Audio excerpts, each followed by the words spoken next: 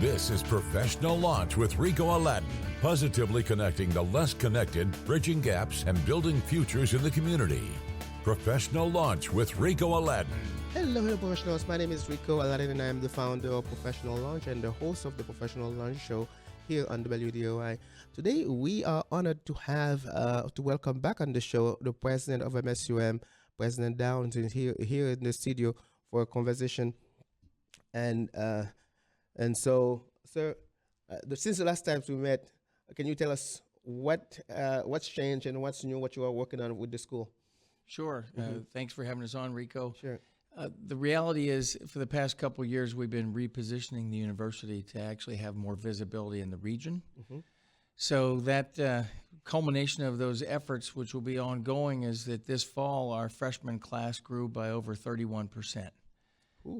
So that was a really good outcome, but it was a lot of work. The staff, the faculty, the admissions team, really getting the image out there as MSUM is a great university in our region that serves the region, and we're excited to have more students. But it's not just bringing the students there; it's making sure they get settled and they find their lane, and we provide them with all the success infrastructure so they're sustained and they go to school year after year.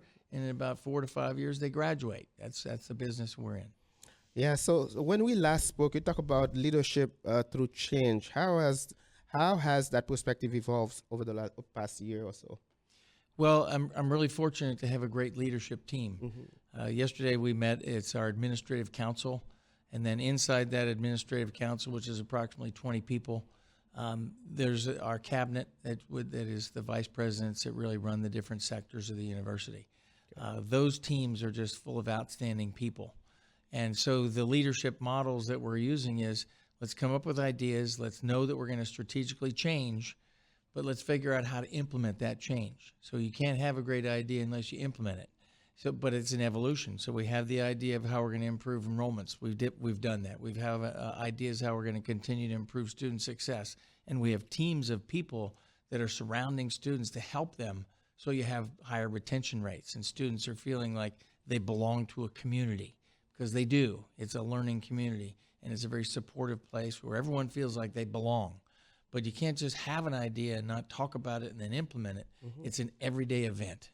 Wonderful. So you mentioned enrollment.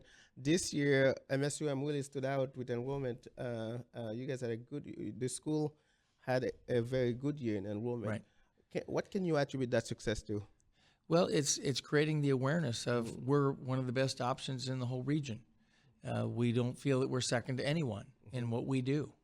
So as you project that image out there and that sense of confidence, then what really happened is we had a whole lot more people come and visit campus. The visits to campus went up over 20%. So as they came and met the people, they met students, they met staff, they met the faculty, and they walked around, they said, wait a minute, this place is really on my short list. And then as we continued to cultivate them, they said, I'm going to Minnesota State Moorhead. So it's just a process. But first, you got to create awareness. Second, get them to meet the people and walk around and make that decision, because it's a really important life decision. Yeah, absolutely. So what lesson or experiences since our last discussion have most influenced your approach as a university president? Well, I think what we have to understand is the students of today are different from the students from last year and 5 years ago.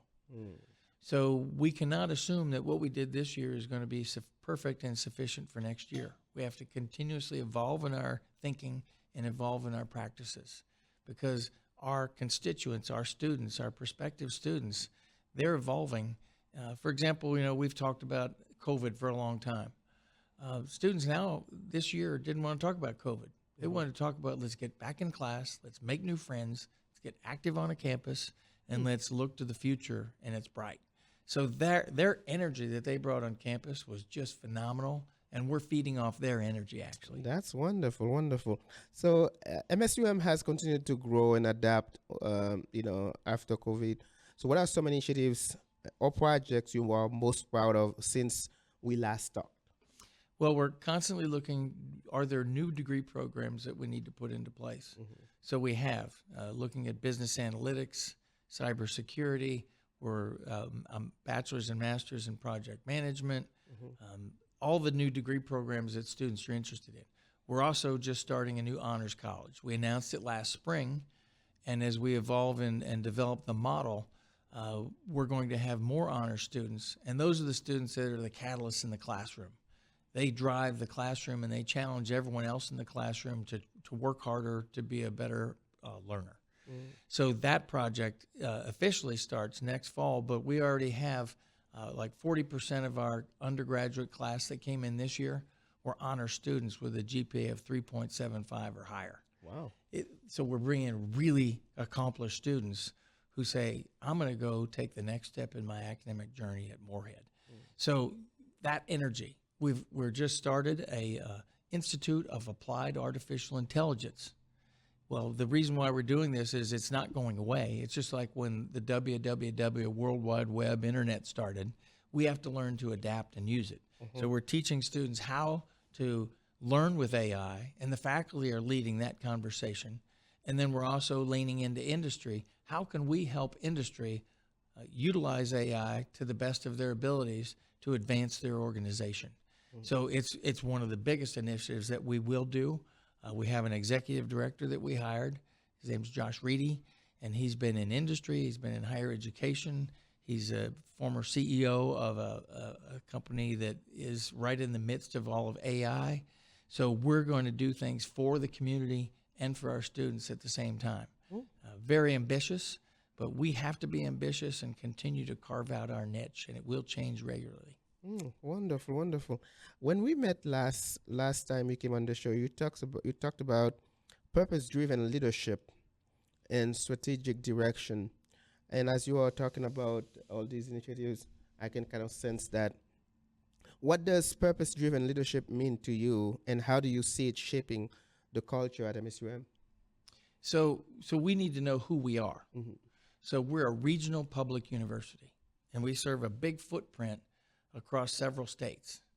So we need to own that, and that's the purpose. And the purpose is to bring students in, put a good liberal arts background of things like critical thinking, writing, and communication in their toolkit, and then help them find a degree, and then lean into that and prepare themselves for their first job, which may or may not become their career.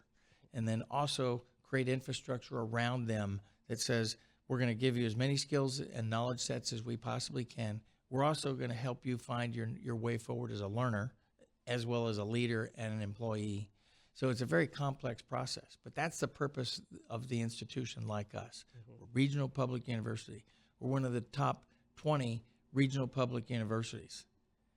I think we should lean into that. We should own that. We should tell that story. And we're doing that and strategically saying, how can we every day be better at serving our student population? How can we every day be better at serving our region as a regional partner to lift up the region? Those are big things that we're doing, and we're excited, and we're looking for partners. So if anyone out there has an idea that you think that we can be your partner with, please contact me, and we will move that idea forward. Wonderful, wonderful. So in a rapidly changing educational landscape, how do you balance innovation with the tradition that make MSUM unique, a unique university? It's a great question. So you don't want to throw away all your traditions for all the new ideas. So you have to do both. You hold on to the nucleus of learning and how you teach them to learn, and then how you teach them to lead. But then you're going to engage in new ventures, like the Institute for Applied Artificial Intelligence. It's not going to draw us away from our core of who we are. It's going to add a dimension of who we are, which should enrich who we are. So it's this delicate balance. Don't ever give up your tradition, but build around that nucleus of your tradition as a public regional university serving the masses, and just keep adding dimensions and do it strategically. Yeah. You mentioned earlier that you just had a meeting with your leadership team. So how do you inspire your team and the broader community campus community to stay aligned with the university's mission and values? So a couple of weeks ago, we had what we called the State of the University Address. And for the past 2 years, we've been working on our strategic visioning, our strategic plan, and we came up with a model with 4 pillars. So it's things like academic relevance. Are the degrees and is your learning relevant and is going to advance you as an individual? We're looking at the student experience. How do we keep the student experience as vibrancy on campus? We look at how do we invest in the place, the institution? And that's important to have the right facilities and assets on campus. And we looked at regional engagement. And we explained all this to everyone, and we've been talking about it, but now we publicly talked about this infrastructure, and people are now seeing it. So then we're pushing this out into the community, and people are saying, wow, that's very clear.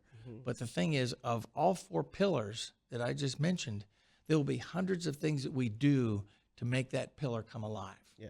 And that's going to be an ongoing project that we will continue ad infinitum, and it's going to be great because a lot of it has to do with the region and serving the region.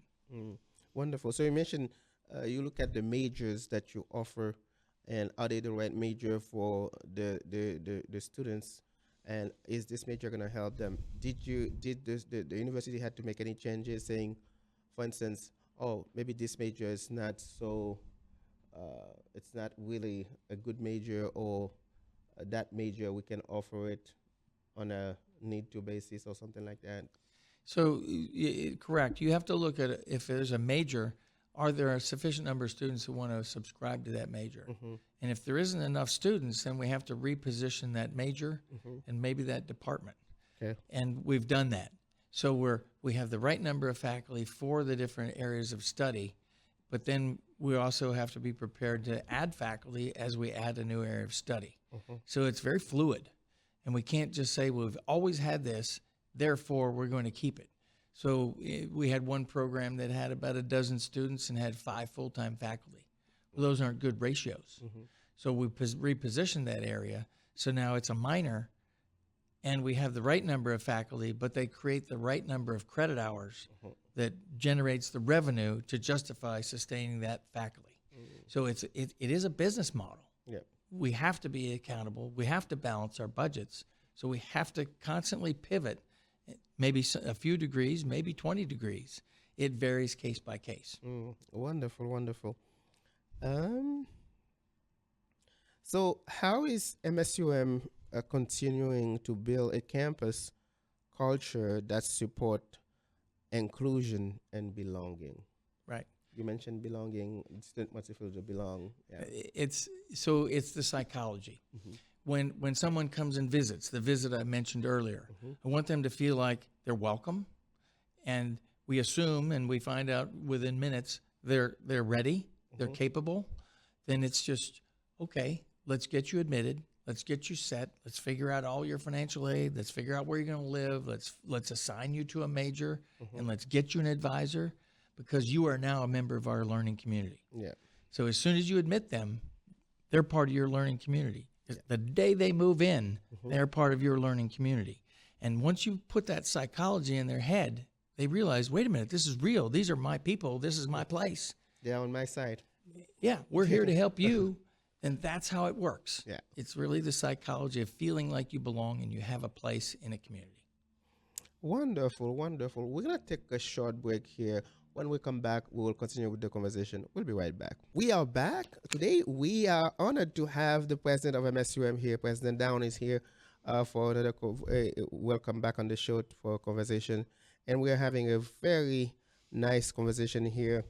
And so, right before break, we were talking about belonging and inclusion and so on and so forth. So,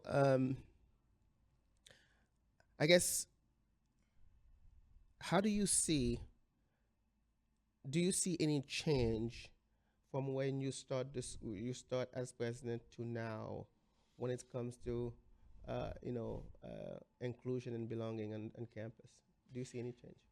Well, we've been having a lot of really good conversations just in groups and different groups, whether it's the academics or student affairs, and we need to be even more intentional.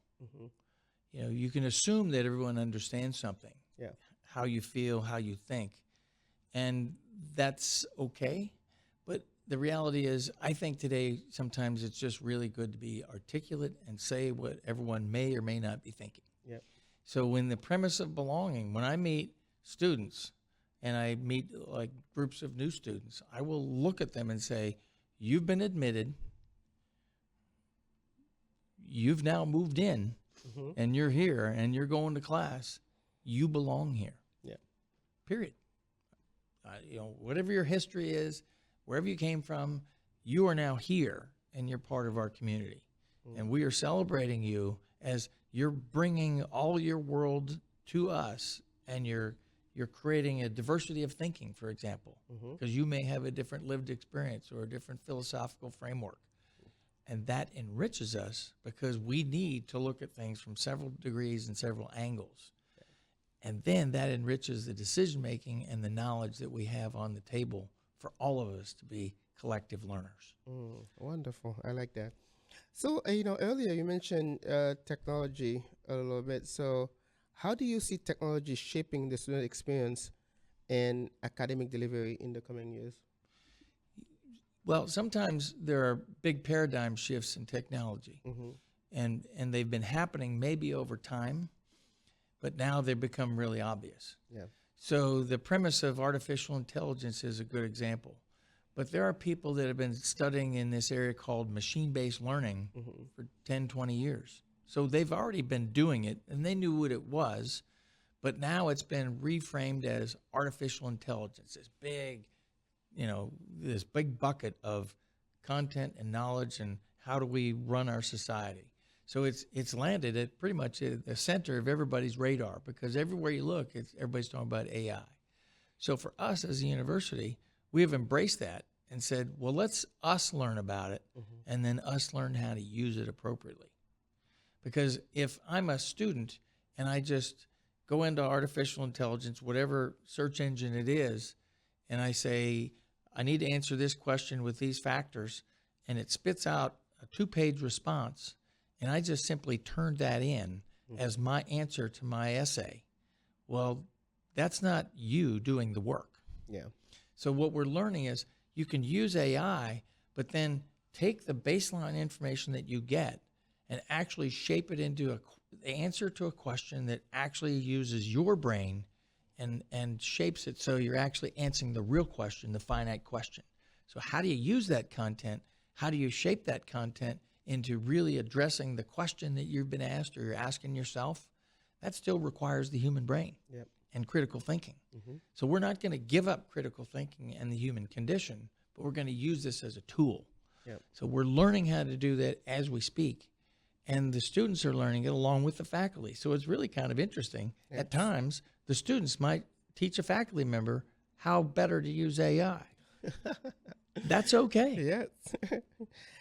Yeah. So I mean, that's a very that's a great point. And even in our workshop, sometimes we talk about how how professionals are using AI to build their resumes and so on and so forth. So we tell them that although it can give you the best resume, but your job is really to go back in there and whatever it gives you to really do a good review of that and see are these accurate, because the machine gives you whatever the machine gives you, but you're gonna be the one responding for it.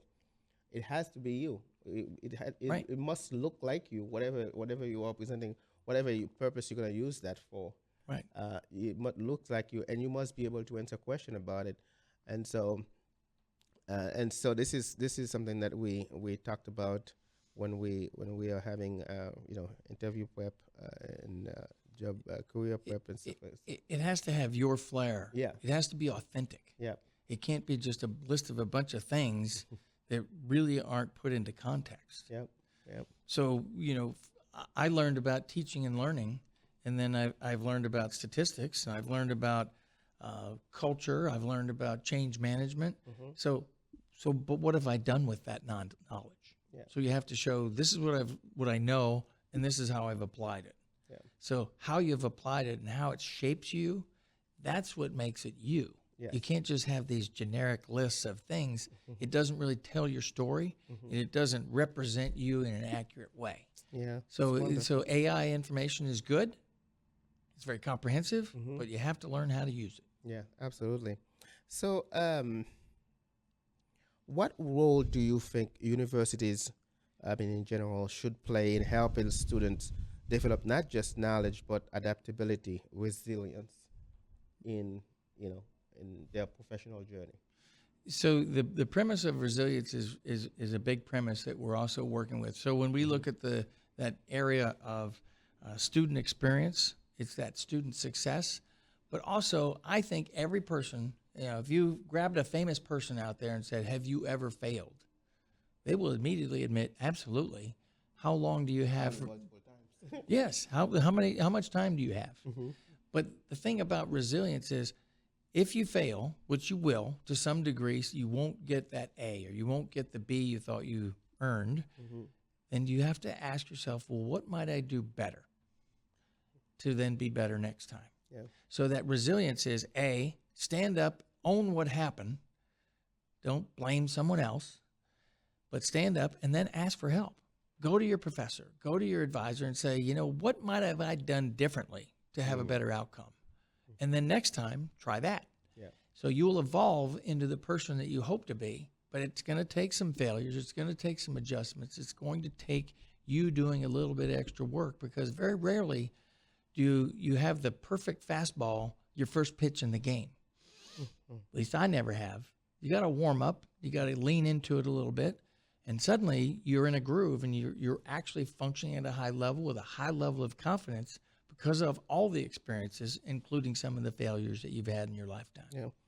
Failures are inevitable. And sometimes when I'm talking about failure, it can be just not getting a job. It can be just not getting a grade, like you mentioned. Failures are inevitable, something that you cannot avoid in life in general. So good point there. So as higher education evolves, what's that one change that you think is absolutely essential for the future of young professionals? So the higher education world, used to be we admitted students, we educated students, and they graduated. So higher education was almost in a bubble. It was almost in a vacuum. Okay. So what I've seen over my years in higher education is we've got to get outside the bubble, and that's why one of our strategic pillars is regional engagement. We've got to go to industry and say, what attributes do you need in the students that we're graduating that are your future employees? So it's personality factors, it's knowledge, it's professionalism, showing up to work, being prepared to be coached, and being prepared to learn. So we have to be outside of that bubble. Yeah. So we've been doing things like trying to keep more students in this region. So we had this year we started a program called Morehead Scholars. So the Moorhead High School students with a 3.00 GPA or higher are going to have the opportunity to go to Minnesota State Moorhead tuition free. Wow. So it wasn't just to increase enrollments. One of the biggest drivers of this initiative, so we're outside of the bubble, is if you keep students in Moorhead, they graduate from Minnesota State Moorhead, the probability is much higher they stay in Moorhead or in our footprint, our region, for their jobs, for their careers. It's how you build an economy. It's with a stronger workforce. Yes. So we're not living in the bubble. It's a very permeable bubble, and we're out in the community saying, what do you need from our students? Please hire our students part-time, internships, hire them full-time, and we're going to keep the workforce in our region, because if they leave the region to go to college, the probability is they're not coming back, and we've lost our intellectual capital, our workforce, and that's a tragedy if you're in a position where you can grow a community. So we're not in a bubble anymore. We're way outside the bubble every day. That's a wonderful initiative. I think that's and is that just for high school student in Moorhead High School student? It is. Okay. I think that's a very positive initiative, because the more they study here, the more they stay, the more friends they're gonna have, the more opportunities they're gonna seek in the community, and that will that will make it harder for them to, you know, to Right. look for opportunities elsewhere. So So they will so build roots here. So just that's stay here. yeah. And This stay. is your community. Keep growing and developing here. Yeah. So the number of students that came from Moorhead High School last year hmm that to this year tripled. Wow. So we kept them in town, That's and they're good. very happy. They love Moorhead, hmm and now they've stayed, and they're Moorhead State University students. Wonderful, wonderful. Oh man, this is really really good. I did not know that, but this is really good for the community. And do we have to go to a break? Well, you can go ahead. Okay, so we also have an affirmation of the university. One of our alumni, because we started as a teachers college, hmm believes in the process of education and developing the next generations of teachers. Wow. So last week, this alumnus at homecoming week announced a $5.5 million gift to the university, Wow, and it's for teacher education, that's an awesome gift. because we have to keep preparing the next generation of teachers, hmm K to 12, so that we have the feeder system of really bright young students that are capable and enthused about becoming college students. Wonderful, wonderful. So before we go to break, I want to remind everyone that Professional Lounge is a nonprofit organization, and therefore we heavily rely on friends, on guests, on partners to keep our operation going. Head out to professionallounge.org/donate and see all the ways you can support Professional Lounge. And if you have supported us in the past, we thank you for your support. And if you have not, please find a way to support us, because your support means the world to us. We appreciate that. Now, we're gonna take another short break here. When we come back, we will continue with the conversation. We'll be right back. We are back today. We have the president of MSUM on the show, and next week we will have the author of the Go Giver book. If you have not read this book, it's a very good book for young professionals to read. The author, Bob Berg, will be on the show next week for a little bit, and so we are looking forward to that conversation.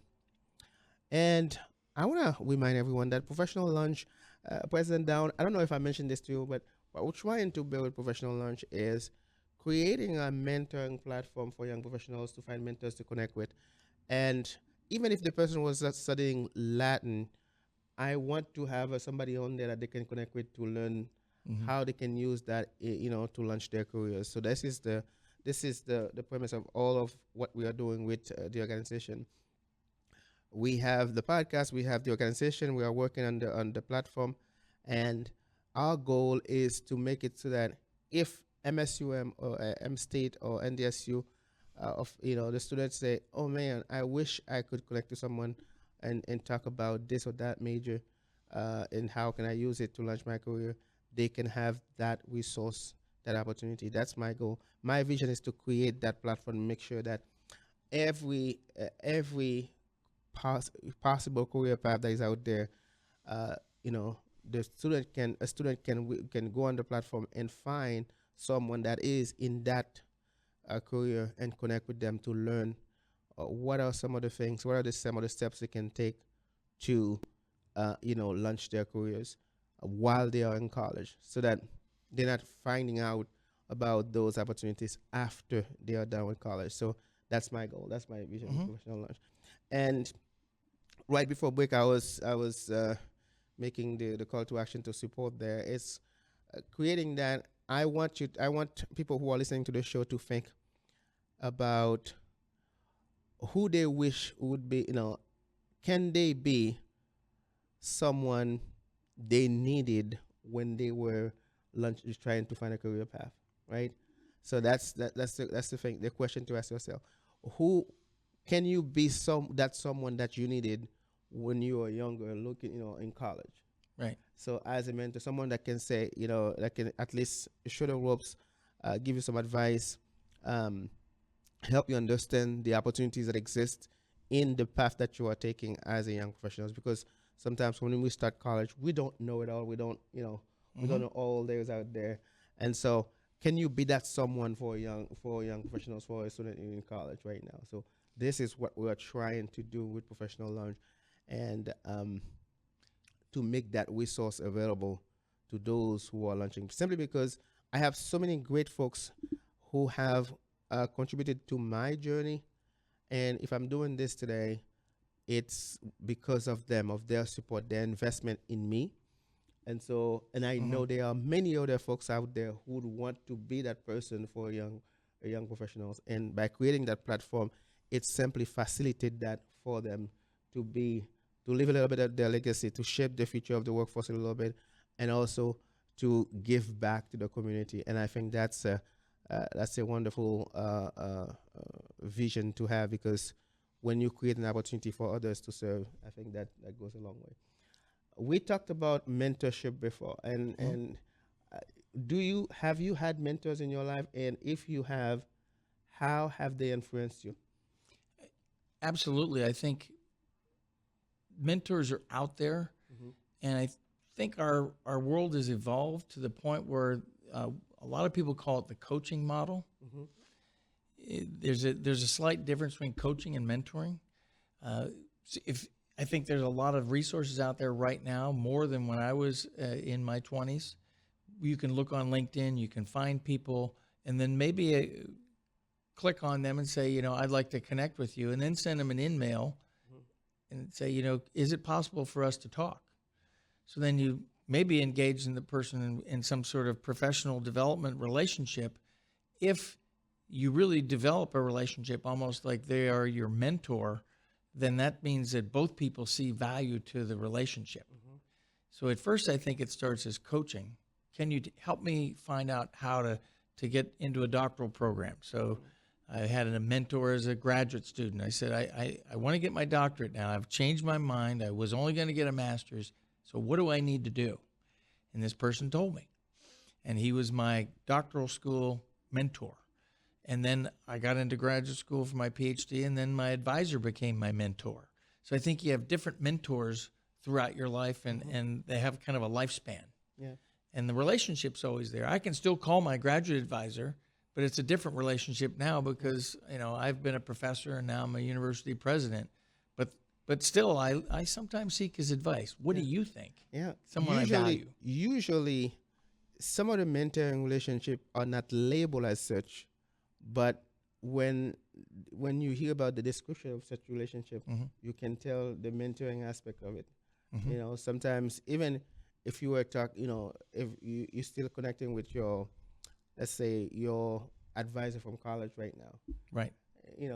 That advisor probably have 10 times more experiences that you have, and when you seek his or her guidance for your for a new perspective or for a challenge or for an opportunity, then that is mentoring. Right. That is mentoring. And I think that's sometimes, I have folks on, I have guests who come on the show, and I ask the same question that I ask you. They will say they do not have a mentor, but when they start talking about someone that gives them an opportunity, you can tell that the way they describe the relationship, that was a mentoring relationship. Right. And so I think that's something that, sometimes I get to speak about, the transformation, how mentorship transform, and also address some of the gap there is in mentorship sometimes too. But what you mentioned, reaching out to somebody on LinkedIn and asking a question, help you understand this or that, and how that relationship grows, it can become a mentoring relationship. Right. So it is a true relationship, and it has to be both sides. Yeah. Because the person you're seeking coaching from that could become your mentor has to almost, in a tacit agreement, agree to engage with you on a regular basis to help coach you, which then evolves into a mentorship. It's a process just like any other relationship. Yeah. And they're very important because you can learn about their mistakes and maybe avoid it. Yep. And learn how to maybe navigate a very difficult issue, learning from what they've done and several others.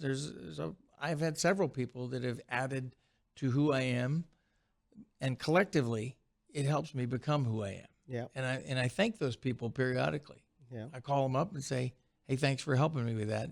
you contributed to my development, and I'll never forget it. Yeah, that's a good, that's good because sometimes when they do not expect that thank you note or thank you call, it goes a long way. Helping them to remember to continue to do it because that gives them a sense of satisfaction that they do it. Right. Yeah. So this part of the conversation is where we talk, on a few personal reflection on your journey. What has surprised you most about your own journey as president since we last talked?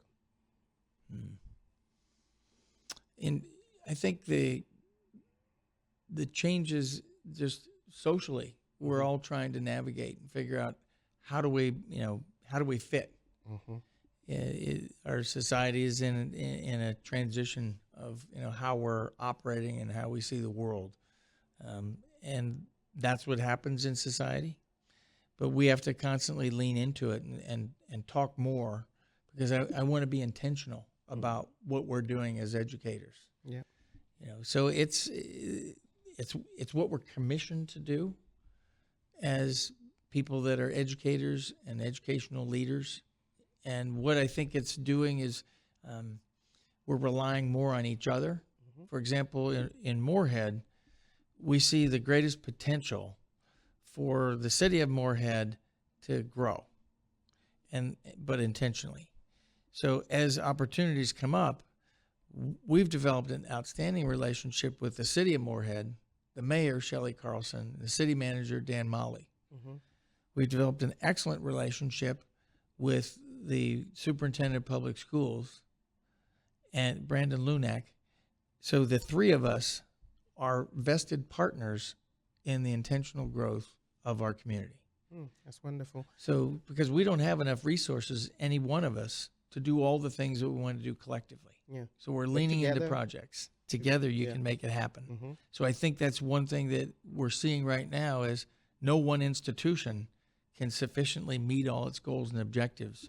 We have to become this collective of the Moorhead team, and we're adding corporations and companies and people, so it becomes many concentric circles of people that say, we're invested in the success of our community. And it's starting to take shape, and it really makes me excited because there's no one of us that's going to make it all happen. Yep. It's all of us. I like the term, the concept of grow intentionally, intentional growth. I like that. We're going to probably revisit that later.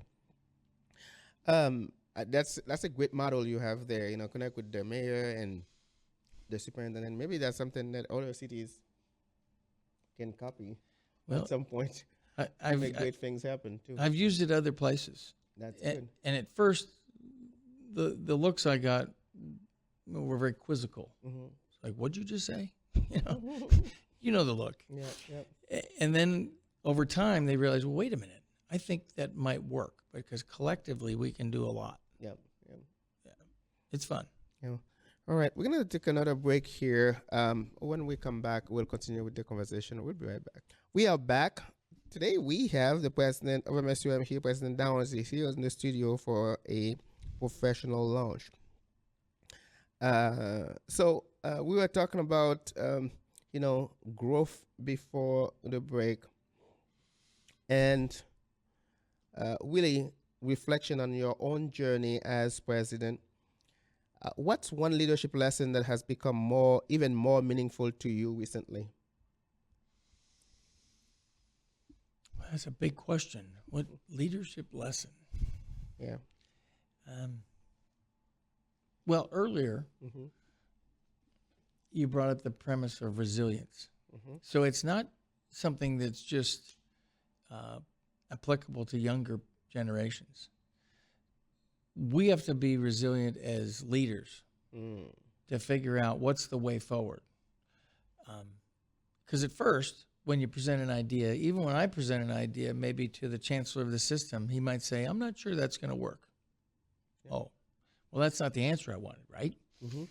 That's okay. So basically, I'm being sent back to do more homework, to refine my idea, to answer these 3 to 5 questions, and then come back. So we have to be confident and patient at the same time and have the resilience to bounce back from not getting the immediate yes, to then go figure out, well, wait a minute, what are the missing pieces and how do I fill those gaps? And then I go back and present my idea again, because the world is very complex. It's not as if you just come up with a quick, sudden idea and it immediately happens. At least that happens, but it's more rare than not. So it's one of the things we don't talk about, but I think we should, because people need to see how complex things are and how much thinking and how much effort had to go into the success. Because a lot of times people just see the end game, they see the end result, and don't see the sweat equity that had to go in, and the thinking and partnerships that you had to build, and a plan that was very finite. They just look at the end game and say, wow, isn't that great? And some of them don't even ask you, how'd you do that? That's true. And then when you tell them how you did that, some of them don't want to say, listen, because, oh my, that's too complex, I don't have the time. Okay. That's the boring stuff. The boring part of it. Right, because it's a long, sordid tale. So I think people need to understand that a lot of things are complex.